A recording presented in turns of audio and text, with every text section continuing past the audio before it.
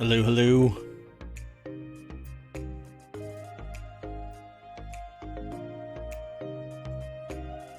Let's get into it. I am Mayor Watt. That is ohmTown.com. And I'm here to present to you news from the last 24 hours, a small selection of what's aggregated over at ohmTown in the form of ohmTown Daily News and the ohmTown Daily News Show. About 6 categories, not about. There are exactly 6 categories and then 50 subcategories or channels that I hope to bring to Twitch one day. If you're interested in hosting or co-hosting, get in touch with me. If you have to send a carrier pigeon, do it. If you are interested, I am here to usher you into hosting or co-hosting here on ohmTown. That said, let's just get into it. I can't. Oh, you know what? Let me do this. The title for today's episode is A Passenger with Spirit While Swissport Baggage Handlers Get Handsy with the Baggage, and more news. Yeah, today's been an interesting news day.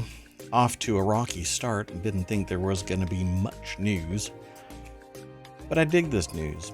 This is kind of interesting. So Imagine Dragons thanks all of the record labels who passed on their band at Variety's Hitmakers Awards.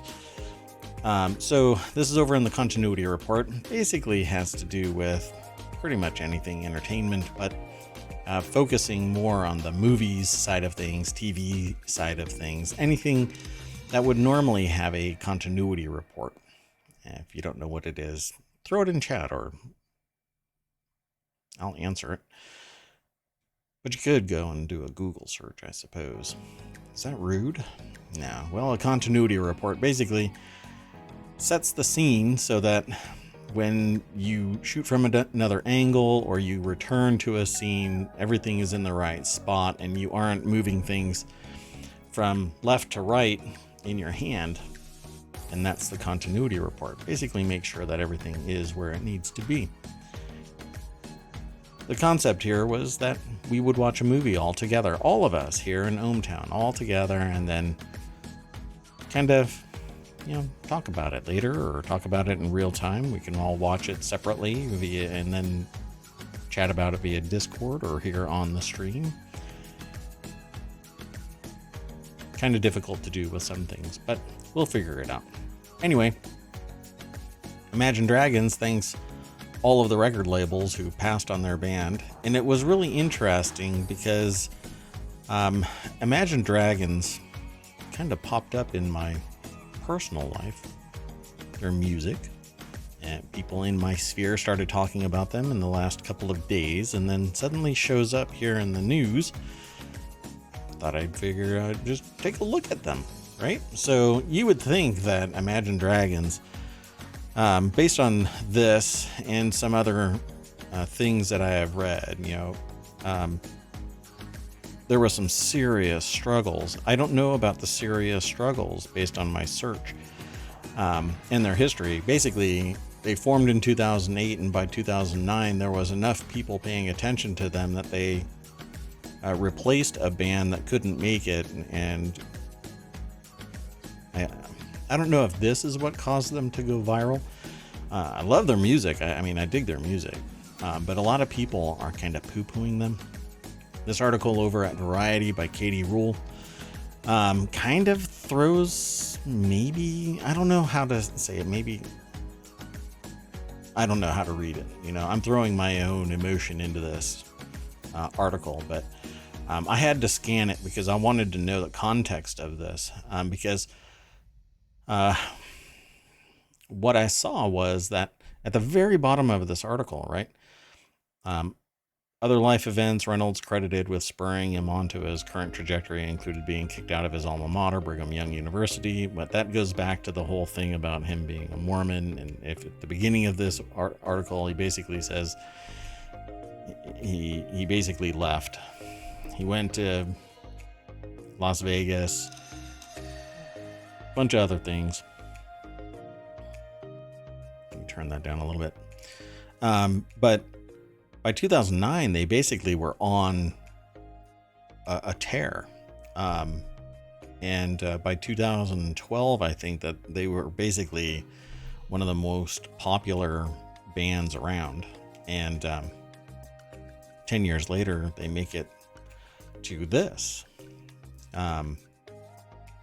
which is the band of the year is what it was. So I thought it was really interesting because this person, this writer, throws out, masked by feigned arrogance, the speech was in reality a meditation on Imagine Dragons' rigorous path to success, which was riddled with obstacles. I don't know about the obstacles. I'd be really curious if somebody could tell me about the obstacles, because really 2008, a couple of people left the band, didn't seem to harm the band in any way. 2009, they get discovered, and that's pretty much it. You know, every musician kind of goes through the grind, you know, it seems. It's hard to get discovered, but they went viral really quick, I suppose. They became really well known really quick. But, you know, Reynolds may have had a weird path, but only because of where he comes from, his family. And he threw shade at other people, other things, other places, but they're band of the year. So you can either do it graciously and say thank you, or you can kick sand in everybody's face. But here's two. You know, a lot of people give Imagine Dragons flack for, you know, supposedly going commercial or whatever, but you know, a band's got to eat. And if for a couple of years you have to bust your hump to get your work discovered, so be it. And so I'll never poo-poo anybody's music because some of it I like, and it's okay for you to like something that I don't like. That's just the nature of, you know, liking things. We don't all have to like everything. But Imagine Dragons is extremely popular. Hello, Z. Welcome to the show. Sorry I was late. But yeah, if you're interested in this kind of thing, go over to variety.com. Follow that link. It's over in Showbot. So you have to type in ohmTown.showbot.tv, and then you follow the link to this article over on ohmTown, and then at the bottom of that will be visit the source, and you'll get taken here because everything flows through ohmTown. It is the center of my universe, so hopefully you find it as important. So let's go on to the next. If you don't like Imagine Dragons, by the way, don't send me a nasty gram saying that they are sellouts or that it's trash music or whatever. I'm cool with you not liking it. Z, you're in my chat. You can say whatever you want in my chat. Go for it. You don't have to say anything. Not putting you on the spot. It's not being like sent into a podcast or anything like that. And it's not being stored over on YouTube in perpetuity. The one safe place is Twitch, because and I point at Twitch because that's where the Twitch monitor is, and that's where the YouTube monitor is, and got a couple others. But anyway, Twitch just deletes my stuff after 60 days. I'm a paid member of Twitch, and they still don't keep my stuff in perpetuity, for crying out loud. So this is the first article of what led me to the title of this show. Woman injures 6 deputies at New Orleans airport. Comes a report. This is on Thanksgiving. This is from the Daily News Show channel, but it's sourced from ABC News. So let's just go over to the source. And this is from the AP over on abcnews.go.com. God, it's just a word jumble. So officials say a woman bit, kicked, and spat on 6 sheriff deputies while refusing to exit a plane at an airport in Louisiana early Thanksgiving Day. You know, and that's exactly what I said, Z. I wanted to call this Grand Theft Airlines, and basically she's just going a million miles an hour. Nothing was going to stop her. Authorities said the 25-year-old woman attacked Jefferson Parish Sheriff's deputies at Louis Armstrong, New Orleans International Airport. So they were responding to Spirit Airlines workers' requests to remove the woman who had reportedly grown irate and asked nearby passengers, who she assumed to be Latino, whether they were smuggling cocaine. Okay, so maybe she wasn't being racist. She was simply looking out for what might have been perceived as a criminal element, right? So let's see if I can throw that pasta against the wall and it stick. Does it stick? Does it hold any water at all? Nah, probably not. It was probably a racist epithet. And, you know, as much as I want to,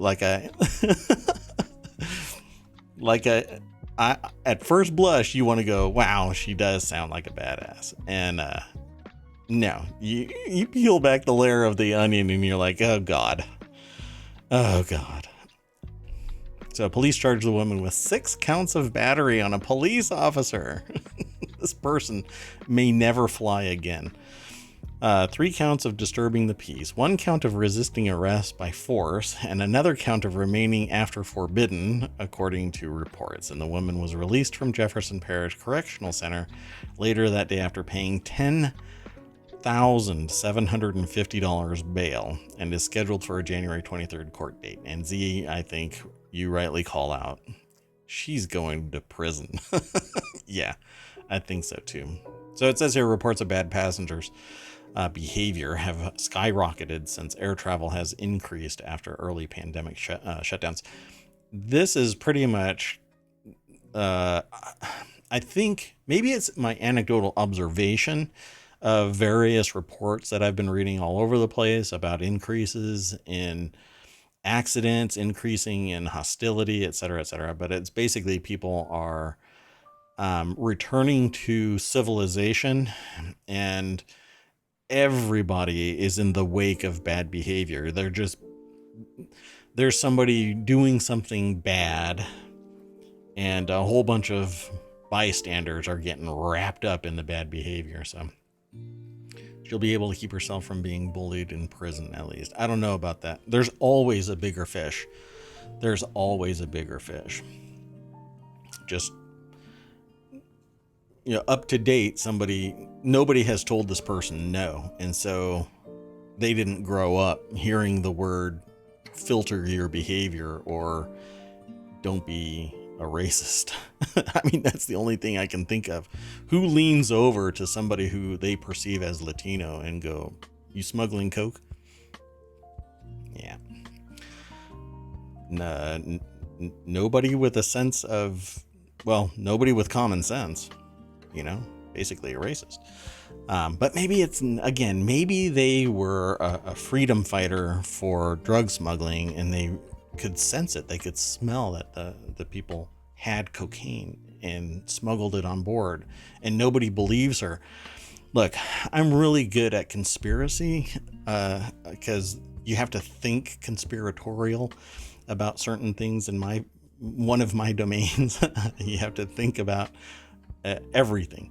But that's not what this is. This is not what a fantasy story of mental gymnastics to make this work. I think it's hilarious that, yeah, wild that she thought it was okay.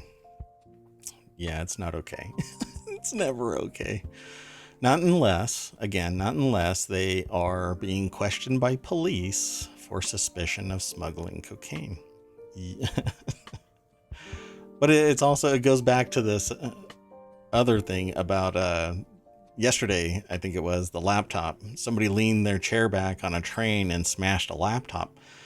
At what point are you supposed to just face forward and not worry about the people behind you, and you don't necessarily get in trouble? It's the same thing.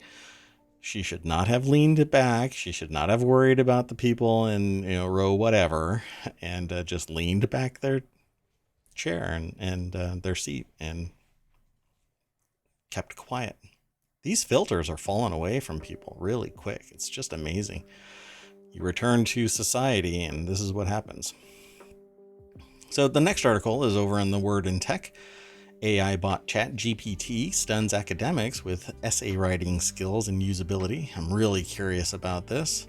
It says here professors, programmers, and journalists could all be out of a job in just a few years after the latest chatbot from Elon Musk founded OpenAI Foundation stunned onlookers with its writing ability, proficiency at complex tasks, it was plural, and ease of use. And it says here the system called ChatGPT is the latest evolution of the GPT family of text-generating AIs. 2 years ago, the team's previous AI, GPT-3, was able to generate an opinion piece for The Guardian, and ChatGPT has significant further capabilities. So let me read this. Oh, right. Yeah. Z, you are so right. And I don't care for for Trump. But the knock-on effect of his poor behavior has led to people normally stashed under a rock. Basically society won't accept that bad behavior, so would have kind of tamped it all down by shutting them down, and suddenly it's becoming, you can say whatever you want and claim First Amendment rights or something like that in the United States, and then people elsewhere, as a knock-on effect of it, even outside of the United States, they are pointing at the United States saying, see, I can be a complete tool and be president, so I'm going to be like this over here as well. Naturally, there's a-holes everywhere, but I think it became an art form. Trump wasn't good at deals, or isn't good at deals. He's just not. He's good at throwing money and people being greedy. So his art of the deal, which was ghost written, I believe, and I think somebody said that it was ghost written. And to me, it's the art of BS. He's just all game. He's all hat, no steer, that kind of thing. But he's rich because his family's rich, and money begets money. Yeah, it's going to take us forever to recover from that, because now it has a foothold. That idiocracy has a foothold. That said, let's take a look at what might be humans' replacement. All it needs is to be ambulatory, and Terminator. Alex Hearn over at The Guardian writes this article. The latest chatbot from Elon Musk founded OpenAI can identify incorrect premises and refuse to answer inappropriate requests. By the way, it may be founded, marginally even directed, but make no bones about it, Elon Musk is not, just like SpaceX, he is not a fundamental driver of the performance of these companies. From X all the way to where we are now, this guy pays for being management. And watch what happens with Twitter. It will, within the next 5 years, re-release its stock and recover its losses after grinding all of the debtors out for fractions of the dollar. I would say a penny to maybe 10 cents on the dollar for all of the debtors' losses. They're going to end up losing money, even though it's because of the performance of the new owner. We'll see what happens, but within 5 years, I'd say nowadays, my feelings is that within 2 years, at the end of 2 years, he'll reissue stock. Anyway, so these AIs are pretty much moving into every field that you can possibly imagine. When I give talks about automation technology, basically I tell people, if I can turn your job into a series of steps, abstract as you may think it to be. If I can turn it into a series of steps, it's an algorithm. And if it's an algorithm, I can program it into technology. And if I can do that, I can replace your job. Even quite a bit of customization can be. You'd think that, making t-shirts, for instance, right, would be a chore for a bot, but it's not. Printing onto them is not. Making carpet is not. Folding metal is not. There's just countless things that can be done by a bot. Now, welding is done primarily by bots. Do welders make bank? Yep. But that's because they haven't created a bot yet that can climb in between pipes and weld something. But soon, it will happen. It will happen. So you have to be careful about what you choose as a career, or make so much money that you can go back and retool. Let me read this. Oh, yeah. So everything was done by basically an AI, a bot. And so you never interacted with a human being, because guess what? Us humans are pretty darn predictable. So I'm reading this, and this system here called ChatGPT is the latest evolution of the GPT family of text generating AIs. This is pretty much what powers what you interacted with, Z, because it learns from all of the people, and it's always learning. There are thousands upon thousands of people that are requesting a refund from Amazon. And so the bot is learning how they're responding, and maybe there's a human in there at some point that's refining what the output is going to be.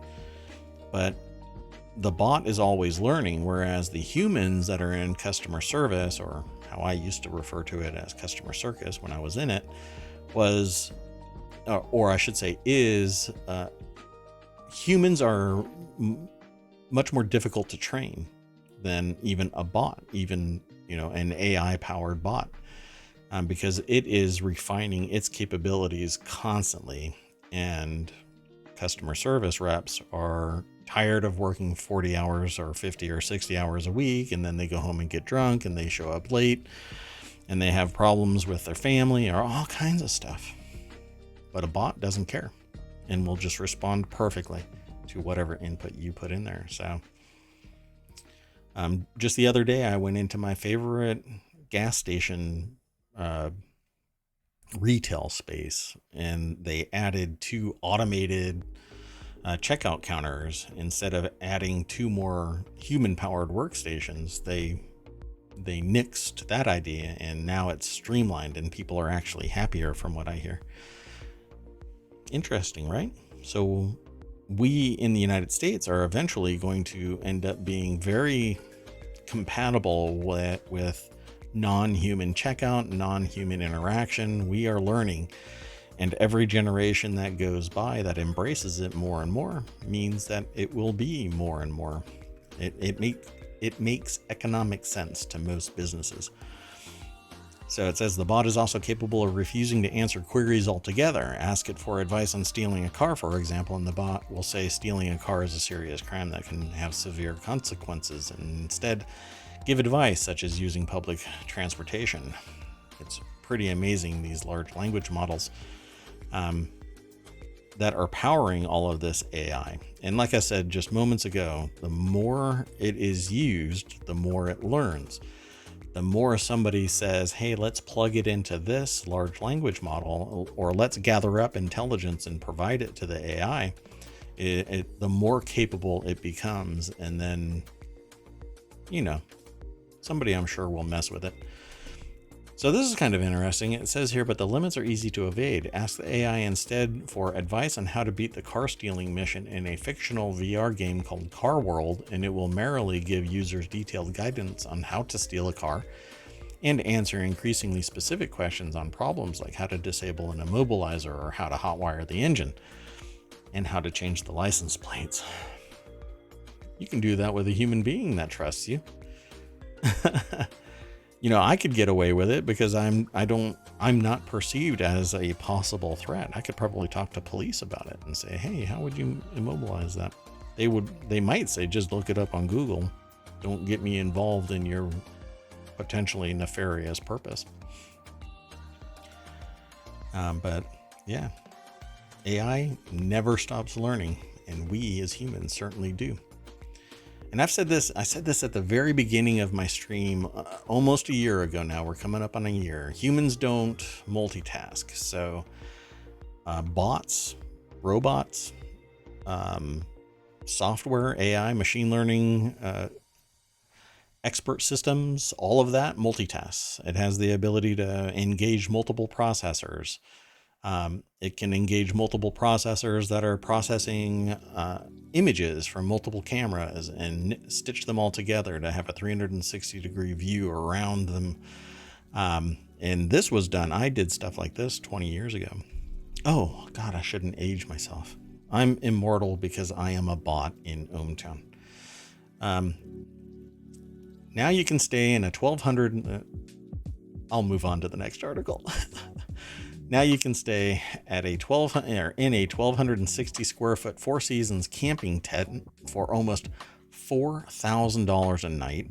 See what it's like at the adults only resort. So this is in the Four Seasons. This is a businessinsider.com article, and it's by Brittany Chang. And they have a picture of it. This tent, I suppose this is what this is a tent. Has a prettier deck than I have on my house. So I've got a little bit, should I say this, hardwood envy? I'm not sure. Anyway, so Four Seasons has opened its first adults only luxury resort with tents instead of hotel rooms. I'm all for it. I love fresh air.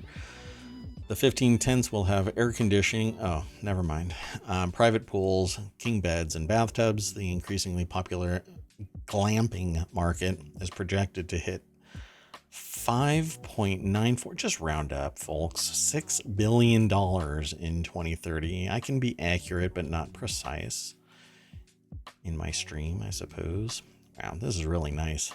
$4,000 a night, though, folks. $4,000 a night. Let me pause that.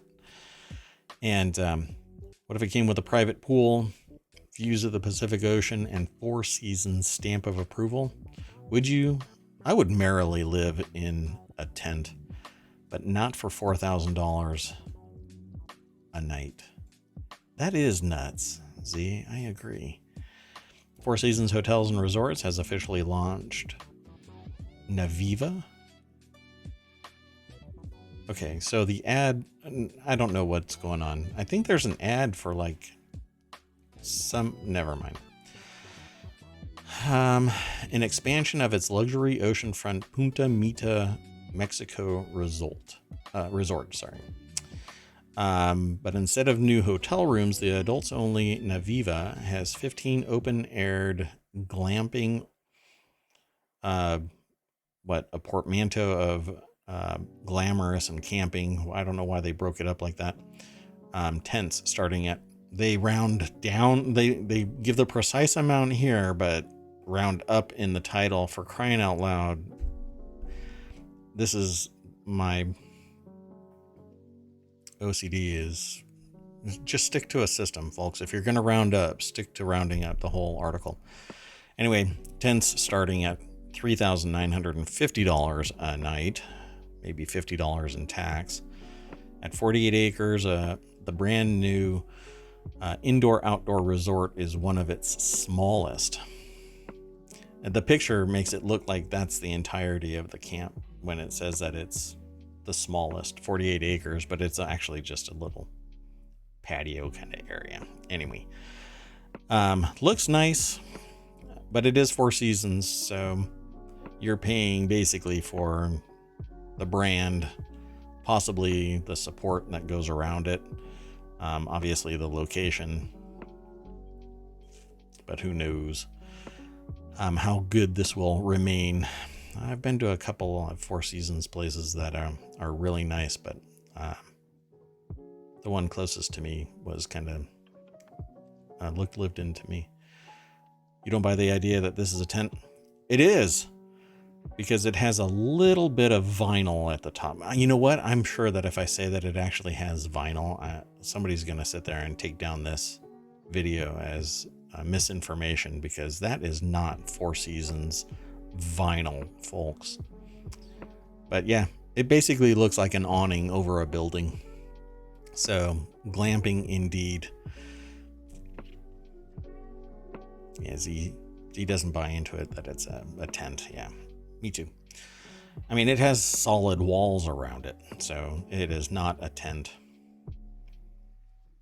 There are plenty of on-site amenities like a restaurant and a Temazcal sweat lodge for personalized ceremonial sessions. Really? Ceremonial sessions. This is maybe private acquisition away from being a cult location. I better move on. I don't want to give away this location. Yeah, but if you go to Four Seasons stuff, then you'll probably be able to find it in Mexico. Just look up Four Seasons Mexico and you'll probably find that. Next article's over in the Daily News Show. Tampa police chief on leave after golf cart traffic stop. Today is an interesting news day, because the police chief of Tampa, and this is by the Associated Press over at abcnews.go.com, the police chief of Tampa has been placed on leave after a video emerged of her flashing her badge from the passenger seat of a golf cart to get out of a traffic ticket. Ooh, when you're going to abuse one's authority, you aim big and hope that you'll get away with it, or you aim low and get caught horrifically bad. Tampa Mayor Jane Castor placed Chief Mary O'Connor on administrative leave Friday pending an investigation of the November 12th. This is how long it took. November 12th traffic stop in Oldsmar, a city northwest of Tampa. Body camera video posted online by the Tampa Police Department shows O'Connor's husband driving the cart and the chief in the passenger seat when a Pinellas County sheriff's deputy pulls them over for not having a tag and says, "Is your camera on?" O'Connor says, and then says, "I'm the police chief in Tampa. I hope you're going to let us go tonight." Yeah. In a statement, O'Connor said that it's just poor judgment. Yes, and if I abused my power anywhere where it would have been something like this, right? If I would have said, "No, see, you can't do it. It's rules for thee, not for me." You know, if I sit there and I say I don't have a tag on my vehicle and it's required to have tags, I will probably end up with a ticket. There have been a couple of times where somebody has said, "Hey, your light is out," or something like that, and let me move on. But it's never been me sitting there flashing a badge saying, "Hey, you know who I am? Do you know who I am?" Yeah, I know who you are. Here's a ticket for missing tags. Oh, and here you're under arrest for abusing your authority as a police officer or police chief. It's not poor judgment. It's abuse of your authority. And it's disparate treatment, because what if it would have been the other way around and you were following the letter of the law for not having the tags, right? Oh, it wasn't, you're not being my buddy. You're going to write me a ticket because it leads directly to revenue. As someone who has dealt with, taken ownership of, and grown from my past mistakes, I know that no one is above the law, including me. Good, so shut up and pay the ticket. It should have never been a thing. And now it's Tampa police chief. So I figured that it would be, so like in Florida, you're not allowed to name a person until they've been convicted, tried and convicted. So that's why you hear about like Florida man, Florida woman. But in this case, I guess it's Florida police chief. You have to be generic about it because you don't know which police chief. Yeah. Z says big dumb. Yeah. I don't know. Maybe I'm being dumb about it. Am I being dumb about it? And here's the other part of our title. This is over in the Hatch Ideas channel because it's about business transformation, and I think Swissport needs a little bit of business transformation. A Friday video of baggage handlers roughly moving luggage went viral on TikTok. Workers in the video can be seen slamming, throwing, and kicking passengers' bags. Qantas Airways and its bag handling subcontractor Swissport are investigating the incident. Not much of an investigation really needs to be done. It looks like somebody was Hulk smashing luggage all up and down the line, but it stopped after the first few minutes. I really wish the video would have just been full-length video to see exactly what the expanse of this abuse of luggage was. But yeah, a few of them were pretty hangry and went full Hulk on them, smashing them, throwing them. A couple of them went over the conveyor belt down into what might be a luggage black hole. But I saw that video, and then when I was scrolling through the news, I saw this, and then I was sent this by my prospective co-host, but don't tell them yet. I'm still trying to. So what I'm doing is I'm sneaking into their room late at night, and I'm playing a recording that says, "Be Mayor Watts co-host. Be Mayor Watts co-host." Z says, can we open an investigation into UPS, FedEx, USPS, and Amazon? I believe that should be allowed because I've had people kind of chuck stuff onto my patio, the front door. I've had things stuffed into my mailbox. I'm waiting for one of those moments where it says "do not bend" and it's like folded in half, like more like a taquito. It's just rolled up and stuck inside my mailbox.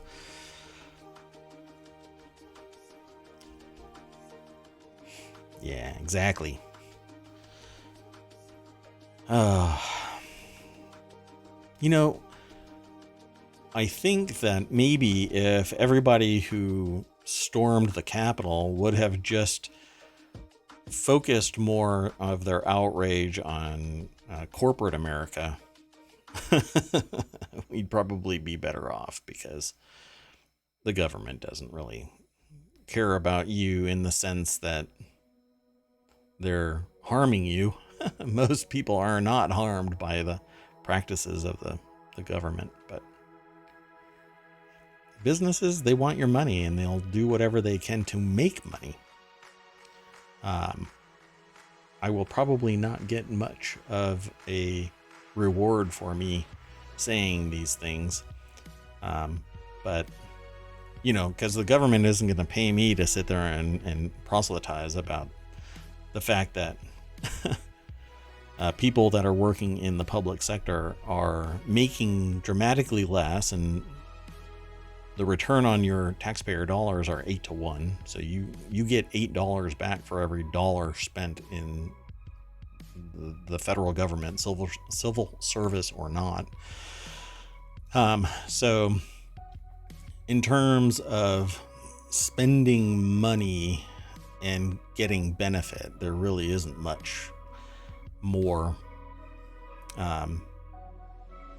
Without being really, we're going to end up going down a road that's going to take a considerable amount of time to talk about. But I have a whole channel that is dedicated to this idea, which is called FAR Weekly, Federal Acquisition Regulations. It's all about government contracting and the efficiency and effectiveness of it. And that changes need to be made, yes, but auditing the government is something that is pretty part and parcel. It's standardized. I mean, they run Six Sigma stuff randomly all throughout the government from time to time. Private business can just sit there and abuse and make money and do stuff overseas and abuse, and it's just ridiculous how little oversight there really is until a whistleblower pops up. And then the whistleblower is, taught how to fly, or marginalized, or all kinds of abuses take place because their bottom line is getting hammered because somebody tweets, hey, this is free now. I can't even say, because I don't want to talk about Twitter, but anyway, yeah, people do horrible things because of money, and at least government has oversight, and oversight of the overseers. I mean, or oversight of the oversighters. Overseer is the wrong term, but anyway, I diverge from the article.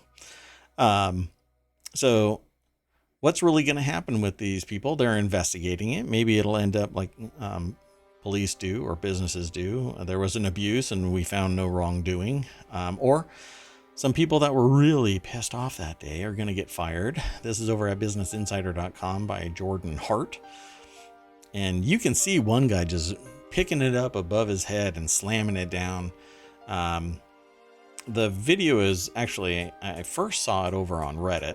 I'll be honest. The first place I saw it was over on Reddit. And then I saw it here on ohmTown, and then I saw somebody sent it in to me. So I'm not disclosing their identity just yet.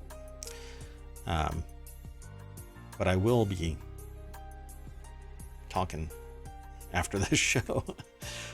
Anyway, so the video shared on TikTok Friday shows 3 handlers slamming and throwing passenger bags all around the conveyor while laughing, apparently. Oh, so maybe they weren't. I don't think I listened to it. I think I only watched it. And so that really does change the context of that. There is a Red Bull that's on this conveyor belt thing, so maybe it's marketing. I didn't see that before. Oh, wow. My vision focused straight on to the people that were slamming bags around, but you can actually see a Red Bull right there. So maybe it's a viral ad. Red Bull gives you the power to slam bags on a airline conveyor belt. Let's move on to Andor. Almost dropped the first F word. I'm not sure what that is yet because I haven't read this article. In the Star Wars franchise history, they say actress. I don't know if that's accurate anymore. I think you're just supposed to say actor, right? I'm not sure. Anyway, or acting professional. I'm not sure. Anyway, this is in the Hatch Ideas channel. I don't normally grab a picture from any of the articles, so I have to look at my aggregator and figure out why it's actually embedded in the article. But it says here that Disney Plus's Andor isn't like any other Star Wars show. So much so that the F word, I don't know why they don't say F-bomb, almost made it into an episode, according to an actress with the series. And then they just fluff so much. Actress Denise Go. I'm not sure how they pronounce their last name. Who plays the villain Dedra Miro in the series, told Empire magazine that the phrase "F the Empire" was left on the cutting room floor for the first season finale, which aired last week.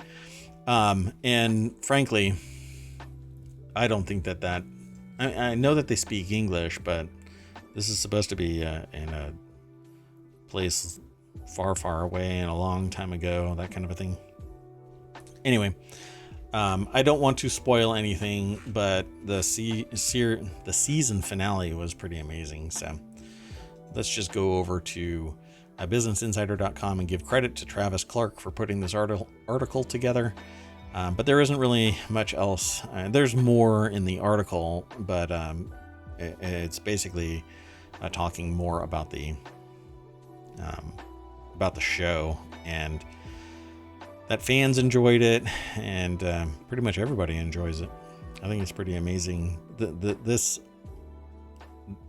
That particular series really kind of hit it out of the park for me. Unlike what is it called? The Peripheral. The Peripheral was such a weird. I've read the book, The Peripheral, and I found it easier to go along with than the movie, or the series. So if you watch The Peripheral, come back and talk to me about it, and let's have a conversation. But Andor is from end to end. It was a fun watch. But now it's not renewed until 2024. Let's move on to the next article, which is over in the Hatch Ideas channel. Dr. Pepper forced to give $100,000 prize to both contestants after boos erupt following odd tiebreaker at SEC championship halftime contest. So Dr. Pepper drew scorn for its handling of a college tuition giveaway during, God, what a game to play with people. During halftime of a SEC championship game, the brand announcer announced one player as the winner based on an obscure rule after they tied twice. The company eventually decided to give both contestants the $100,000 prize money. They probably didn't have the ability to make that determination at the time. Somebody else, legal, probably had to step in and say, yeah, you can do it. Louisiana State University wasn't the only one getting trampled halfway into its SEC championship against Georgia on Saturday. So was Dr. Pepper after a controversial ending to its halftime college tuition giveaway contest. Well, if they would have just given it away to both, they wouldn't have been clawing back their reputation by capitulating and giving it to both. But now it's not a, hey, congratulations, you both did it. Here's $100,000 to each. Now it's, oh my God, our reputation is crushed as being a soulless corporation that wants people to fight for freedom from debilitating debt. The beverage company drew disdain from the crowd and on social media alike after the annual competition, which involves contestants vying for $100,000 by throwing footballs into large cans. You know, that can't be the mantra here in ohmTown, eat the rich, but for crying out loud, you have enough money to wing $100,000 at two people who entertained people.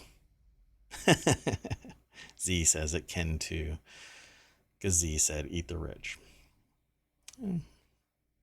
Eventually, we're not hungry enough. So there you go. For both of you who are playing this Dr. Pepper throw footballs into a can game, thank you very much for your giving of entertainment and us using you to do such. And yeah, it was worth $200,000. But that's all that you can really say about this, is that they had to perform and they got $100,000 each out of it. And if they would have just given it to both, then they would have been on more positive soil. Can you imagine the goodwill that would have been created if they had simply said, you both did it, congratulations, you both get it? I'm shocked. So I'm just going to move on because that's all I can really say about that. The next article is in the Hatch Ideas channel. A Florida man was arrested for suspected shoplifting at a Walmart store filled with dozens of police officers, because this is the Shop with a Cop event. Bad timing much? Yes. A man was arrested after allegedly trying to shoplift from a Walmart in Florida. What is it with Florida? It's like a black hole of bad performing. Oh, never mind. I know. Anyway, police said he attempted to steal items during a Shop with a Cop event, and about 40 deputies were in the store at the time of the arrest, per Osceola, I guess it is, Osceola County Sheriff's Office. So allegedly tried to steal. So that's where it says, that's why I said earlier that it is a theme in Florida. Today's theme is Florida people. Yeah. Always Florida man, Florida man, Florida man, or Florida woman. Florida person is really what it should be. A Florida person was arrested. So this is another Business Insider article. Again, they're pretty prolific on the weekends, it seems. They got their timing right. Ryan Hogg or Hogue. I'm not quite sure anymore how to pronounce his name. But this is the gentleman that was arrested after allegedly trying to steal from Walmart. And he attempted to steal items during the Shop with a Cop event. He was shopping with a cop. It just happened to be what he thought was the 5-finger discount night of Shop with a Cop. Wonder if he was a cop and he would have shown his badge, he would have gotten away with it. I don't know. The incident happened during Shop with a Cop event with local children. Bad news, Brad, the office wrote, adding, seriously, we just can't make this up. Oh, by the way, in the video over here, they were actually showing real wasabi being microplaned. Let me back up a little bit. This has absolutely nothing to do with the show, but I can't get it to back up. Anyway, there we go. So I'll let you watch that. Look at that. That's real wasabi. And it's not as hot and it dissipates really fast. So if you're going to do it, you have to do it fresh, like between slices or pieces of sushi. If you eat sushi. I don't know. Anyway, yeah. Walmart was filled with nearly 40 deputies alongside the forensics team. Jeez. The community services officers, the OSCO majors, and Sheriff Marcus R. Lopez, who probably was the arresting officer. Bad idea, Brad. That has to be a shirt for Florida. Let's move on to the next article. I only have 2 more articles. Defamation suit against Fox grows more contentious. Lachlan Murdoch is set to be deposed on Monday, the latest in a flurry of activity in the high-stakes case. Yes, this is about amplification of messages. And there's a lot of people that are sitting there ranting and raving about First Amendment, but this isn't really a First Amendment issue. This is about a company knowingly or willfully amplifying erroneous, incorrect, demonstrably false evidence of a crime, which would have been the manipulation of the election in 2016. By Jeremy W. Peters. This is an article over at the New York Times. In Trump's defeat in 2020, the Dominion voting systems that were responsible, supposedly, for the defeat and that they were manipulated and whatnot. So this has been going on for quite some time. And frankly, there's never been any evidence. And they're saying, by they, I mean Fox is going to be saying, from my understanding, that they are immune from a case like this because their talking heads basically said, well, show us evidence. But they didn't. The problem is that perpetuating the question of the integrity of the election is what did the damage and gave provenance, gave credence to the claims, because there was a major news outlet that was actually not doing any investigation of any kind. In my estimation, obviously they're going to be providing all kinds of documents to this attorney or team of attorneys that are prosecuting this defamation case.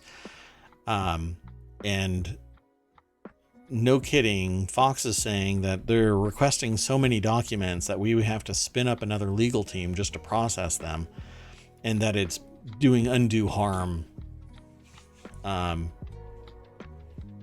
the company. So if they amplified it, if they extended the thought that this was an illegal election and they never shut it down, asking and saying, well, I'm just asking the questions, it's just not enough anymore. It's just not enough. You can't just sit there and say, I'm asking these questions. Well, if you are, again, if you're amplifying the message that the election is being stolen as a newscaster and saying, well, it could be,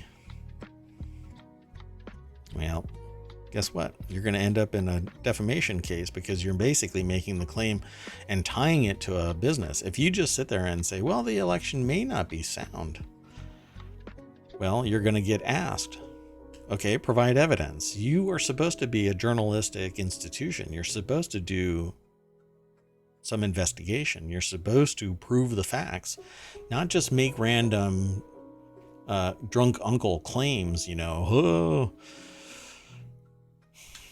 yeah, I can't go into it because it's so absurd for me to sit there and reiterate what these idiots have claimed, that the election was stolen. It wasn't stolen. You just don't know what technology is. You don't know how it works.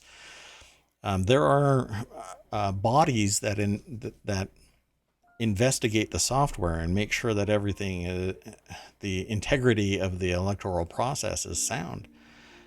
It wasn't hacked. Other organizations might have been hacked, but the election process was not hacked. The Democratic Party might have been hacked. The Republican Party, may have been hacked. Sure. Supposedly no, I can't even say that either. It's just absurd. They just don't know how it works, or they know how it works and they are trying to destabilize democracy. So what is the shortest road to truth? It's probably because they're trying to destabilize democracy, because society yearns to be together and interact and share. And the people that are driving this are antisocial. Downright heading towards sociopathic, it's rather absurd.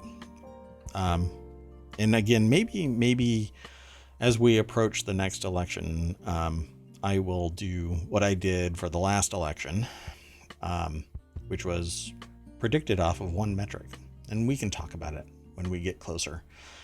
But Dominion is holding their own against Fox, and I think that they should win, because there is no data suggesting that Dominion had anything to do with the false claims, basically, of a stolen election. There was no stolen election, but what I find really interesting about this sociologically is that I have mentioned this several times now in my nearly 340 days worth of presenting news, that close to 10 years ago, I started talking about what could be done to society to cause the greatest harm to society. And I have to limit it to the United States, because you can have something like a solar flare and it wipes out all technology. But there is stuff that is, powered off. It won't be damaged, but so let me follow up with that, Z.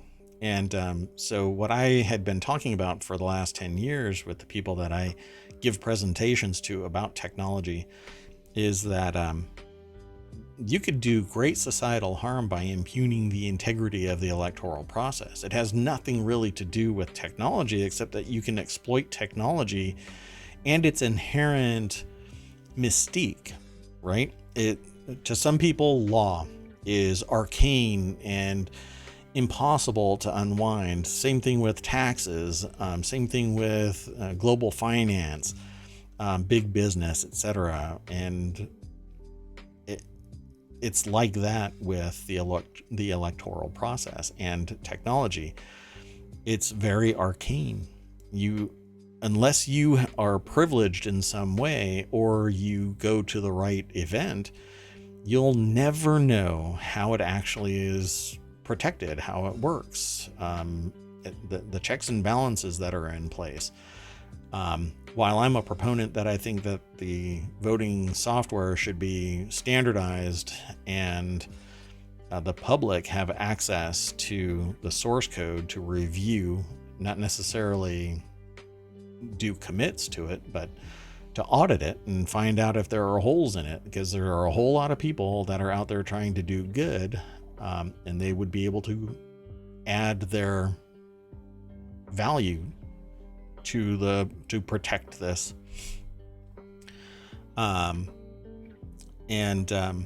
So yeah, I think that there is a way to add credibility to the electoral process again by removing any of the shady kind of black box nature of the voting machines themselves and the software. So so Fox, so you said that it was false, right? The thing above what you were saying, that it's listed as entertainment and not news. Well, it is a complete channel. Fox is an actual channel. So whatever it's broadcasting is a business process. I don't know if there's really a designation, a separation. Yeah. In fact, I told people at a recent presentation that I gave that, you know how people sit there and say, I'm a member of the press. It doesn't mean anything. A press pass is junk. Being a member of the press doesn't give you carte blanche to do and say whatever you want, or to cross, police barriers, or do anything really. It doesn't even protect you from anything. Being a member of the press doesn't really do anything. If the organizations that are impeding you or disappearing you don't respect you, they can stop your butt right where you are. And you have to hope as an investigative reporter that the people that you are working for respect you enough to pull you out of whatever trouble you're in, or leverage the institution that you're working for to stand up for you in the face of being thrown in jail or some other harm being done to you. Being a member of the press doesn't protect you at all. So just because you sit there and say stuff on TV doesn't mean that you are immune from anything. People can sue you, corporations can sue you, law enforcement can come after you.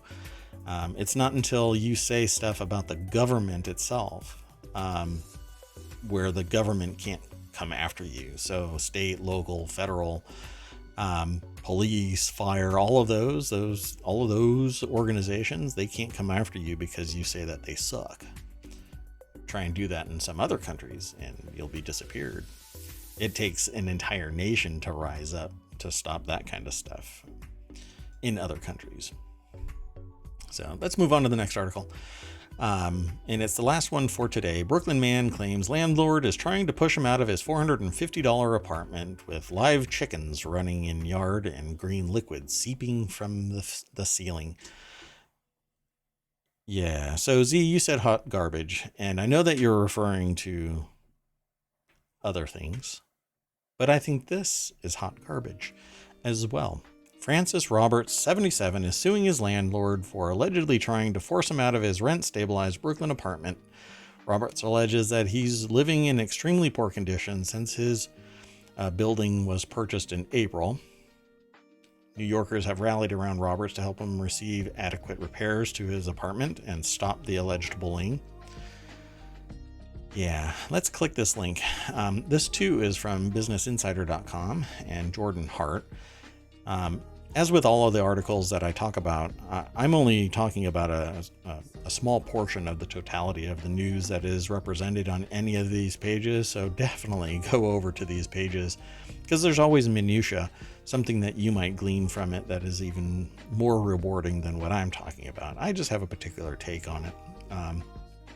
This, though, if it's a rent-stabilized Brooklyn apartment, then leave this dude alone and fix your stuff, because if you are sitting there with live chickens running in the yard and it's against the rules in Brooklyn, if it's against the rules in Brooklyn, then get rid of the chickens. And, unless they're egg producing and you're cool with it, I don't know. But green liquid seeping from the ceiling, I don't know if maybe you're trying to turn Francis Roberts into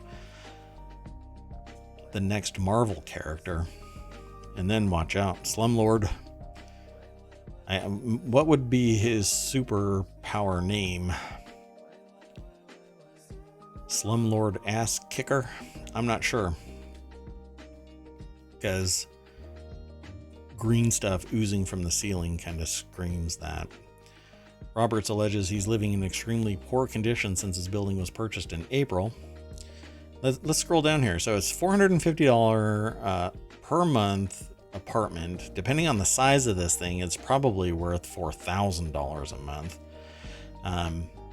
But the quality of it, considering it says that it's full of the property is full of garbage and live chickens, and it's an attempt by his landlord to force him out of the building. Already, Roberts refused a previous owner's offer to buy him out of his lease.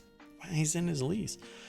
But it's rent stabilized, so he can stay there as long as he wants. Although the amount of the offer is unknown, the former tenant of the building told New York Times that she accepted $150,000 to buy her out of hers. Meanwhile, Roberts claims the building, which was built around 1903, hasn't had heat since the new owners took over in April. Well, if it makes it an unlivable space, then the new owners can get their butt handed to them pretty quick. It has to be a livable space.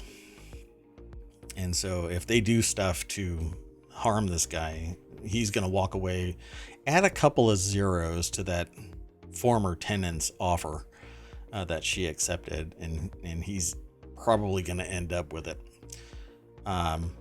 He said that green liquid is leaking through the ceiling of his basement apartment, and that loud music blasts from the upstairs apartment at all hours of the day. And if somebody isn't there, then all of this is screaming slumlord, and maybe they're going to get in some serious trouble. He alleges his landlord, Yehuda Grunberg, and a tenant who moved into the building in May are to blame for the poor conditions. The new tenant, Robert claims, was brought in by Grunberg to bully him. Roberts contends that Grunberg wants him out of the unit so that Grunberg can raise the rent of the apartment and bring in higher paying tenants.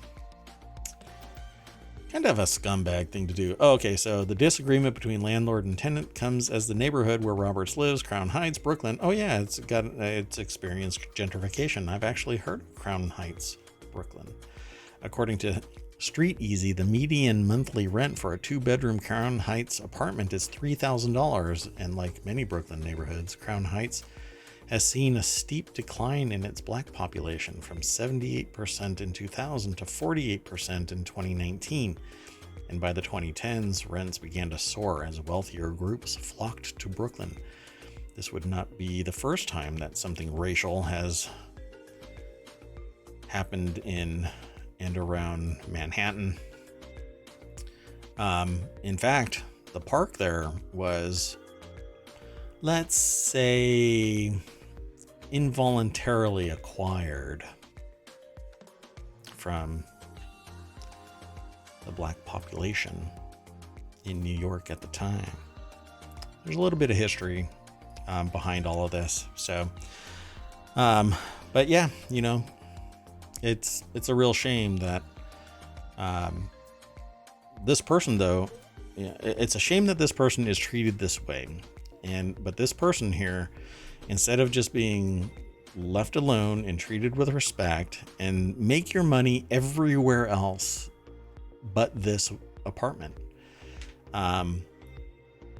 you know, you can fix it all up. In fact, ask him to move out, put him in a hotel somewhere, fix up his apartment as well, and this guy will eventually pass away. But you will not be seen as a complete tool of a human being. But I've been told by other people that they'd rather be rich than have a moral or ethical compass that other people can actually agree with, right? I have flat out been told that they would rather be rich than people respect them for their moral or ethical choices, which to me is shocking. But speaking objectively, yeah, exactly. This man will die in 5 to 10 years anyway. Just take care of him. Indeed. and be seen as a human and a member of society instead of a monster for abusing this dude. He's 77 years old, for crying out loud. Treat him with respect. Maybe learn a few things about being a human. Watch this guy be a complete jerk. But the rest of the community is, revolving around him. They are circling the wagons to protect him. So it says here, New Yorkers have rallied around Roberts to help him receive adequate repairs to his apartment and stop the alleged bullying. Yeah. Yeah. He's old. He's earned a right to be a jerk if he wants. And I agree, Z, to an extent anyway. Say get off my lawn. But for crying out loud, stop the green ooze. Fix up his apartment. Respect this dude. Come on. Don't be dumb. Don't be a dumb human being. I'm going to make that into a shirt. That's going to go up on the ohmTown store. Don't be a dumb human being. It's just going to be a bean with legs and arms. All right. I am done for the night. I want to thank anybody and everybody who picks this up in the podcast forum, and especially Z for showing up and hanging out with me on my stream. I don't know if there are lurkers. There tend to be lurkers from time to time. I just don't know. But Z, thank you very much for announcing your presence and offering up your opinion. It's very respected. And I hope to see you next time. I am going to be here 6 p.m. Eastern every day and on into the future, and probably longer starting in January. I said this in the last episode, but doesn't hurt to say it again. I am ramping up the number of VR software applications or games, primarily puzzle games and stuff like that. If you have a recommendation for any VR titles, be sure to get in touch with me. Send them in however you want. You can always send me DMs and blah, blah, blah. I'm all over the place. Just find me. I'm Mayor Watt or I'm ohmTown, pretty much everywhere. But not on Mixer because it's gone. And I don't stream on Facebook. I've said too much. Y'all have a good night. I'll see you tomorrow. Bye-bye.